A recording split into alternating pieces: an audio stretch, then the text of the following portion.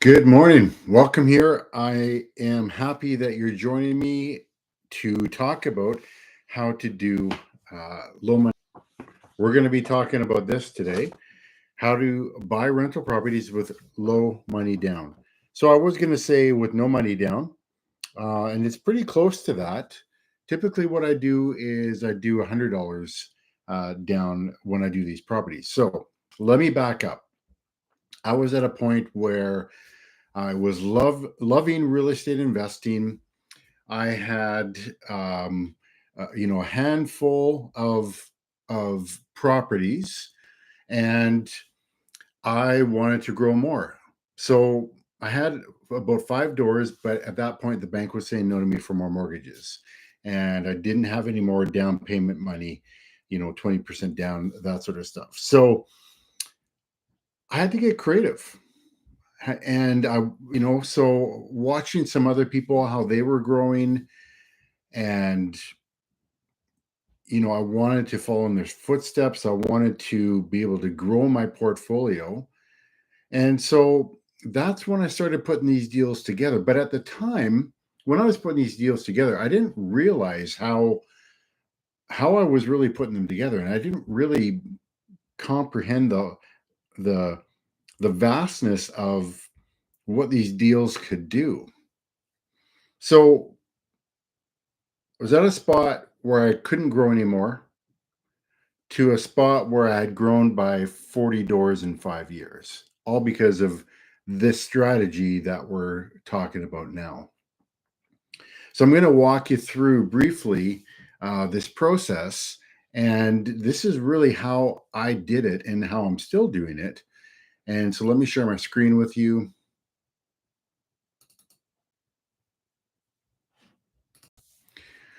All right. So just to have a peek at the main infographic. So this is really where I was. I was struggling to purchase more properties, and I just started moving forward, and I started uh, following what other people were doing, and I made lots of mistakes. But this is what it boiled down to me. This is really what I did in that time frame, and it's something that you can do too if you want to grow. If you want to grow your portfolio of homes quickly. So, three ways to overcome this is primarily what I call working with tired, frustrated landlords, or TFLs. And basically, a TFL is someone who owns a property or properties and is just sick of dealing with the tenant headaches that can come, and property hassles and people not paying, midnight moves, all that sort of stuff. And the house isn't in great shape, and they want to move on. But maybe they can't sell it, or maybe they're open to seller financing, a variety of different ways. So what I did was, first of all, in top middle square number one, I would call and message and visit FSBOs, for sale by owners, and for rent by owners. And I would just, talk to them, find out what their pains were, see if I could help. And basically, I came up kind of with a script of how I talk with them in order to, build rapport, um, to understand what their pain points are, and see if there's a solution that I can offer. Sometimes these houses, you can buy them quickly with cash if you've got cash, or if you've got an investor on the side who can help you purchase with cash. These are all viable options. And so, yeah, I would just call and, off of, Kijiji, Craigslist, Facebook Marketplace, whatever works for you. So this is where many new investors will think this is a great idea, but not actually do it, because it feels like you're cold calling. And it's not, because I'm finding their ads or there's signs when I drive around, for rent by owner, for sale by owner, and calling their odds and saying, "Oh, tell me about your property." And so I've got a video of a client that I called and how I moved it from them not being interested in what I have to offer to them being quite interested in. And so the goal of these phone calls, there's multiple goals, but the main goal is to get a meeting with them in person, hopefully at the property. You can do coffee separate, but ideally at the property. That's the goal of the call. The second goal, which is probably much more powerful, is just the experience that you gain from making all these phone calls. So I would do it where I'd set a goal for myself that I would make 20 calls a day to these people and just putting in the reps. And usually when I started it, didn't want to do it. I was kind of nervous. But then after a couple phone calls, it's just like, okay, there's some merit to these phone calls.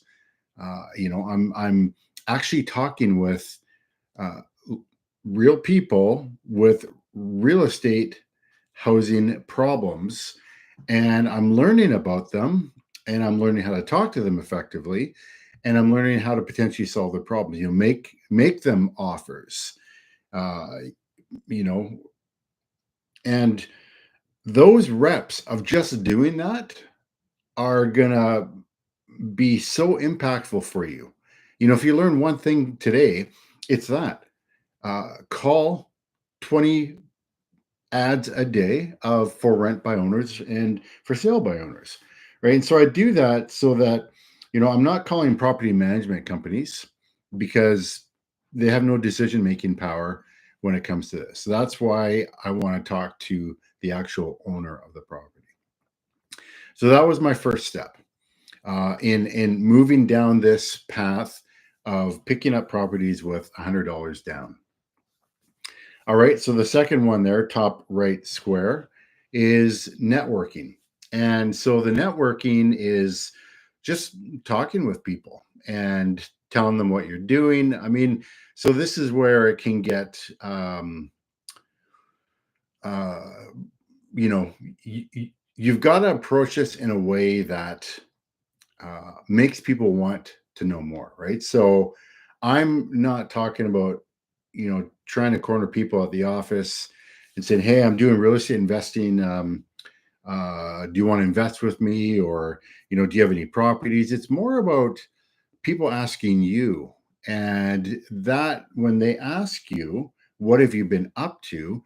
There's your window of opportunity to give your elevator pitch to let them know what's going on in your life, but without making them feel, "Oh, I don't want to talk to that guy anymore," right? The bad situations.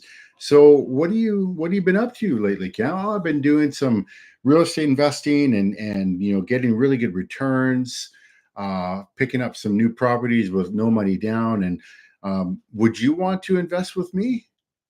Right? So you put someone in a very awkward spot when you do that, and variations of that. Whereas what you can do is, "So what are you up to, Cam?" I've been doing real estate investing. I've been helping families get into home ownership, as well as partnering with investors. For them, it's a hands-off deal, and they get double-digit returns. And yeah, I love what I do, and it's going really good.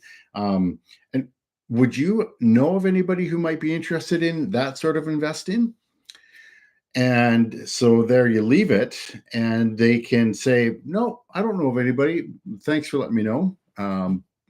Or they could say, "Yeah, I might know of someone. And in fact, I'm kind of interested. Can you tell me more?" "Sure, let's set a meeting for later this week." But with that, it's like you give them the out without making them feel uncomfortable. And so that's a key part of networking. Now, another way to network, of course, is going to real estate investing clubs. You go to other events. I mean, basically, anytime you're around a group of people that it's natural to have conversation with, you're networking. And so you want to have this elevator pitch that's short and pithy. And it gets people's attention without them going, I don't want to talk to that guy anymore, right? Less is more. You know, when you're at a party, you can talk someone's ear off and they just don't want to talk to you anymore. Or you can talk a little bit and then ask them a bunch of questions about themselves, be interested in them, and all of a sudden they're like, they want to talk to you more because you're not just talking about yourself. So networking takes all sorts of, shapes and sizes. I mean, for me, I've got investors through meeting them up at Costco, or friends had us over for a dinner party, got an investor through that. And basically it was on the way out, this guy, he's literally putting on his shoes. He goes, so I heard you've been doing some real estate investing lately. Yeah, I've been doing this and that and stuff like that. He goes, I'd be interested in talking with you. So I didn't bring it up. We had the whole dinner party. I didn't, try to corner anybody, but those are ways that you can get investors. All right. So the third thing that I found, and this is a tough one, and it's easy, it's simple. It's simple, but it's tough. Meaning that um, you get lots of information, and then now you implement one thing of what you've learned, and then you keep doing that over and over again. And that's where it gets tough. I mean, we see this in gyms. We see this with anybody starting a new business. It's like you got to put in the boring reps to keep moving forward. And I'm speaking to myself here as well, because sometimes I just don't feel like doing stuff that's boring but needs to be done. But it needs to be done. So what I've got here, I'm not sure if you can read it, but it says, get educated. So just by watching this video, you're getting educated. Awesome. 2, surround yourself with like-minded people, right? People who are interested in what you're doing, and they're interested in growing and investing in themselves. And yeah, you can even be accountability. You can even have someone like that as an accountability partner. All right. So 3, and this is specific to what I'm talking about today, is make offers, right? So when you talk to a FSBO, don't be that person who talks to them, keeps following up with, question after question, and I'll get back to you. And then you don't, you drag it on, and then you ask more questions. Pull the trigger, or tell them, sorry, there's nothing I can do. But what happens is, uh, make an offer that works for you. Oftentimes, what happens is investors will go, well, they'll never like that. Well, they'll never accept that. Well, how do you know what they'll like and what they'll accept? And you don't want to just inherit their problem. You want to create an opportunity for yourself while solving their problem. So make offers. And what I typically do on these is I'll come with, 2 different offers. And if you can't do 2, that's fine, but make one offer. And so recently I met with a gentleman at his house, and he gave me a tour. I've tried to figure out what his pain points are, went back home, figured out my numbers, met with them, I think 2 days later, and I presented 2 offers to him. And the first one was a no money down deal, or low money down deal. I offered him that I'd purchase it in 3 years at the price that he wanted.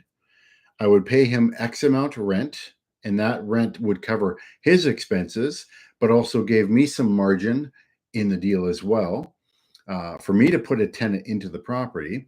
And then what I would do to make all this legally binding is I give him $100 check now. And I had that $100 check with me. I had the paperwork ready to go if he was ready to go. And then I also had another offer.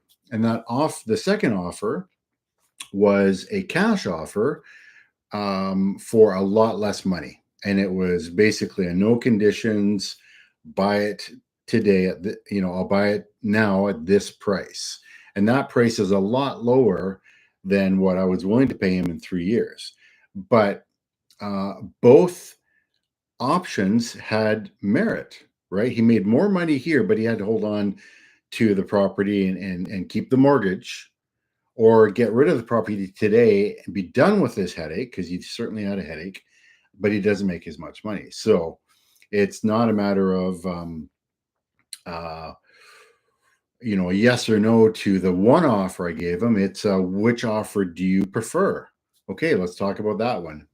So make offers. You got to make offers, even if it's a really low number. Like, I've gone to people with what I knew was a low offer, but I would explain how I got there and why I needed it to be there. So I've had lots of people who I thought would, swear me out of their home, tell me to take a hike with my low offer. And they say, you know what, thank you for making the offer. The numbers on that just aren't going to work for us.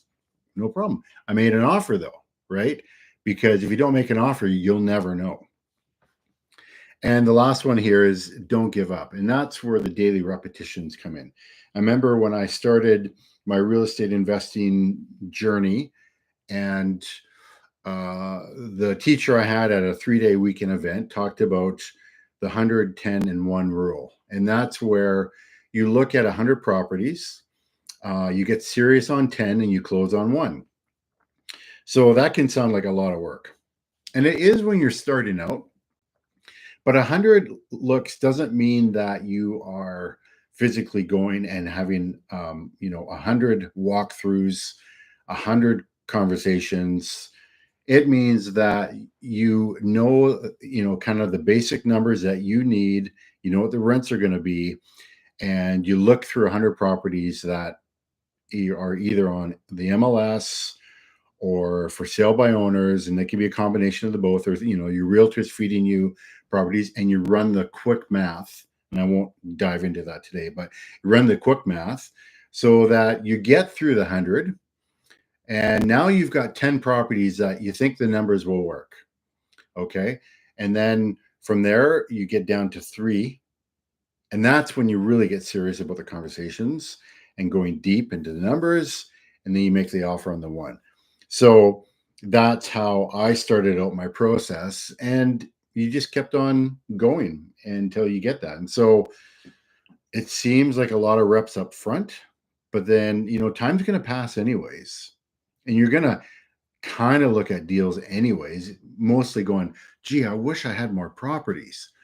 So rather than wishing, just take action on those properties and look at these properties. And because time's going to pass anyways, you might as well use that time wisely.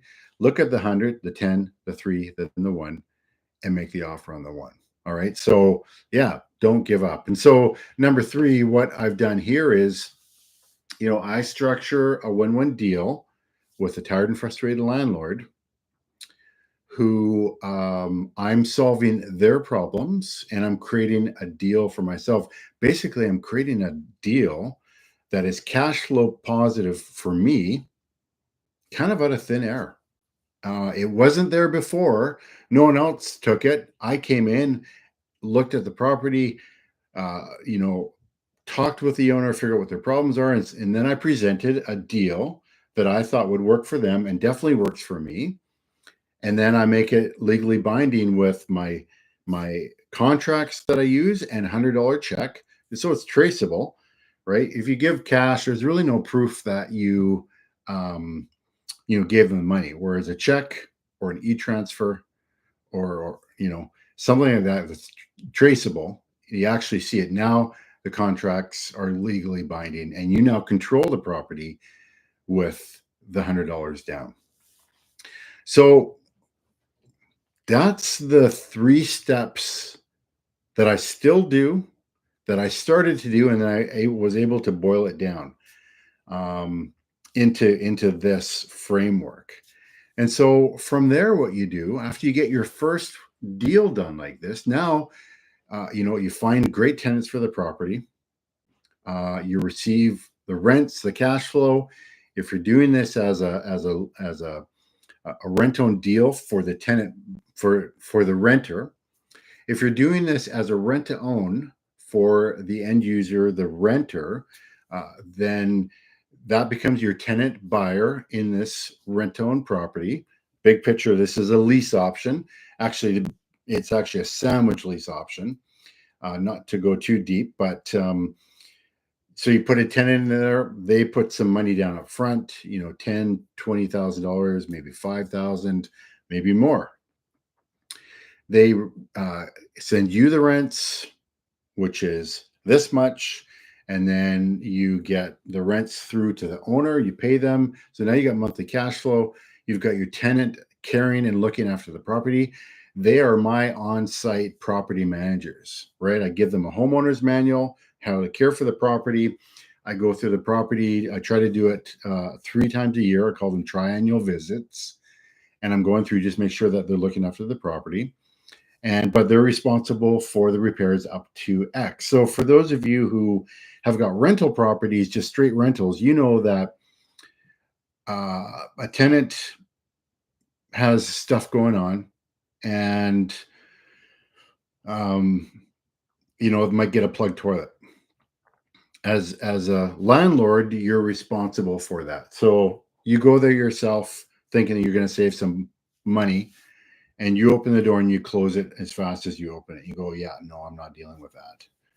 So now you call a plumber, you know, 150 to get them to your door, and then extra now to fix the problem, depending on how complex it is, right? So what's your time worth? And now you've just spent $250 on a plumber to get that fixed.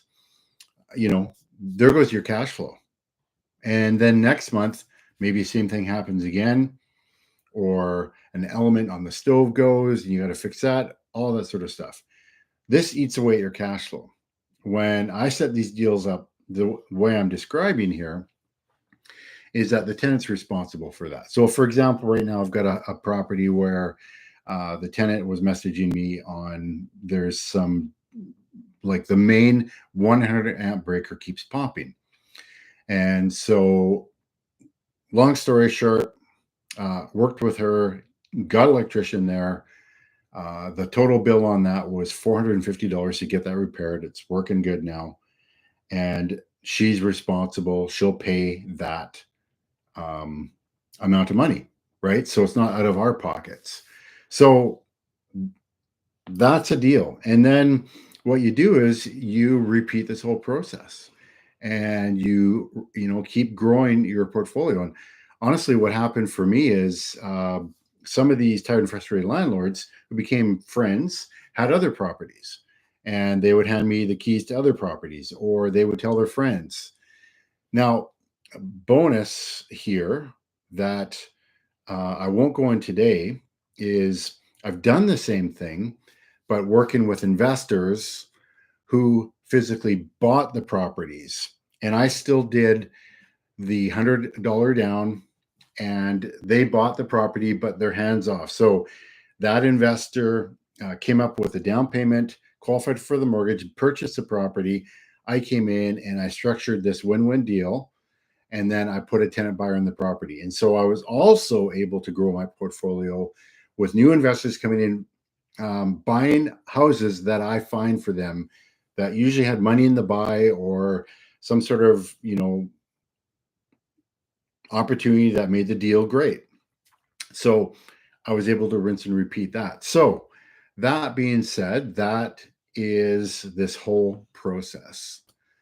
So what I want to do here is I want to share with you how you can get your own copy of this document. So this document here has got, I go into fairly deep detail on how this works, and you can get a copy. So let me just share that.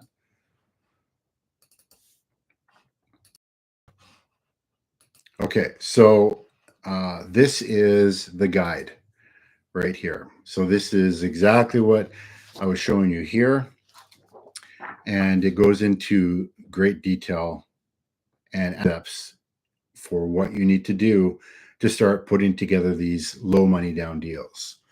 All right, so you want your copy. This is how you get it.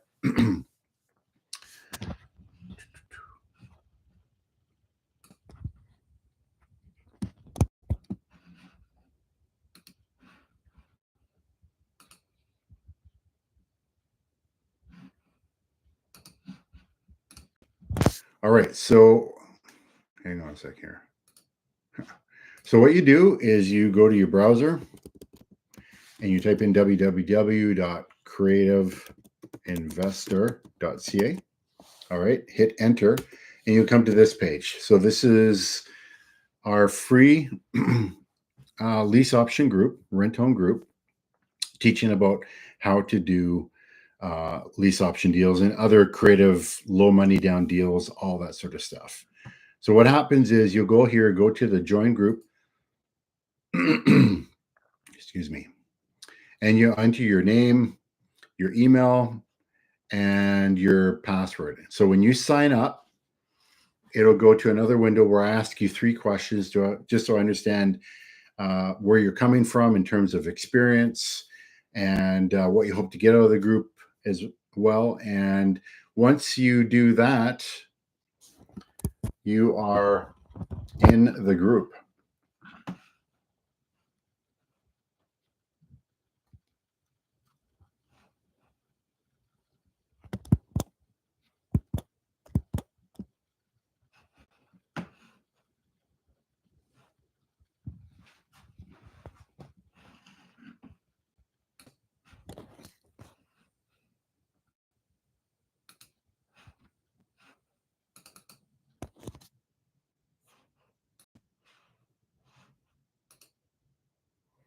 All right. So once you're in the group, it'll look a little bit different. it'll look like this, where you've got a start here icon. This is on the about page. But what's amazing about this is the community, right? We've got a community of other real estate investors who are learning and growing and all that information. But I'm jumping ahead of myself because you just want the document that I was telling you about. So what you do is you go to the classroom tab across the top and you go to how to buy rental properties with a little money down. Here it is. And you go, if you want just the pinup, which I was explaining to you, you can go there. If you want the guide, then this is the guide. And I'm not sure how many pages it is. Let's see. Yeah, so it's 12 pages long. So that's the guide. And you can get it for free by going to www.creativeinvestor.ca. All right. Thanks so much for watching us. And we'll talk to you soon. Bye bye.